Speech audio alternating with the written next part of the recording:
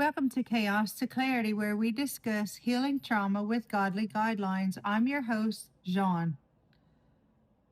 Let's dive into today's topic. It's about parenting and parenting through the hard things. Let's get real about parenting, not the cute moments, not the highlight reels, but the hard parts nobody likes to talk about. Let's talk about puberty. The attitude shifts, the emotional ups and downs, those moments where you're looking at your child like, who are you right now? And to top it off, let's put in co parenting because sometimes you're not raising your child in one home with one set of beliefs or rules. Sometimes you're trying to guide your child in truth while another voice is guiding them differently. And if you've ever been there, you know how heavy that feels, especially when you're standing on what you believe is what God says and it makes you look like the bad guy, even to your child. Okay, this kind of struck me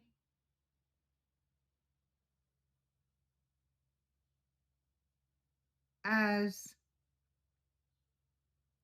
you know, we were raised a certain way, and you tend to pull from, let's just say, each family has a different approach of parenting, of what they do with children, and their beliefs and their values and the rule system. Okay, not everybody has the same parenting style, not everybody has the same cultural style, upbringing, whatever.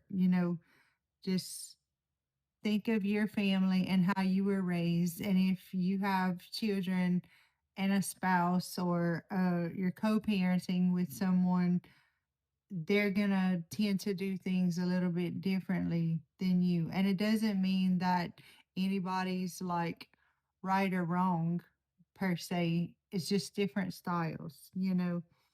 Some of us are often called the strict one, the difficult one, the one who does too much. Okay.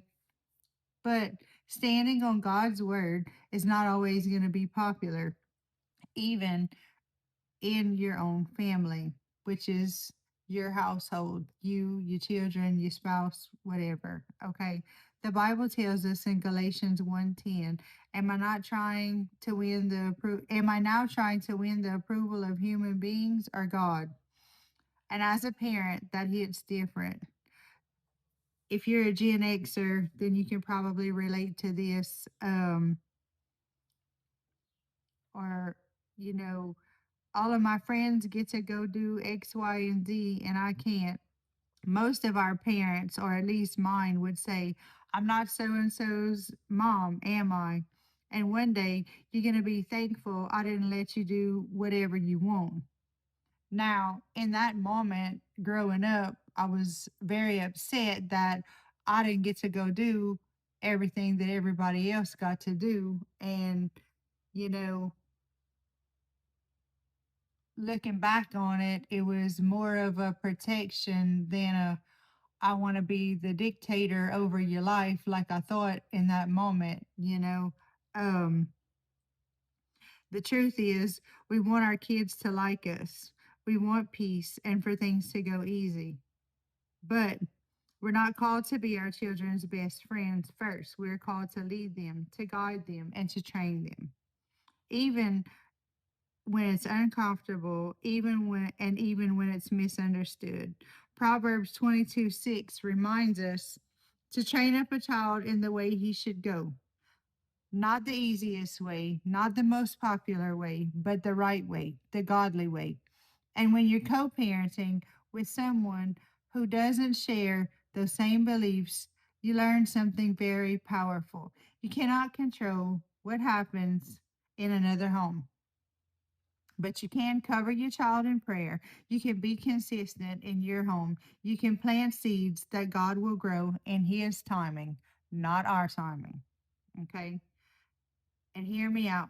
Just because you feel like the bad guy right now, it doesn't mean that you're doing it wrong. It usually means you're doing it right because truth has a way of feeling uncomfortable before it becomes understood.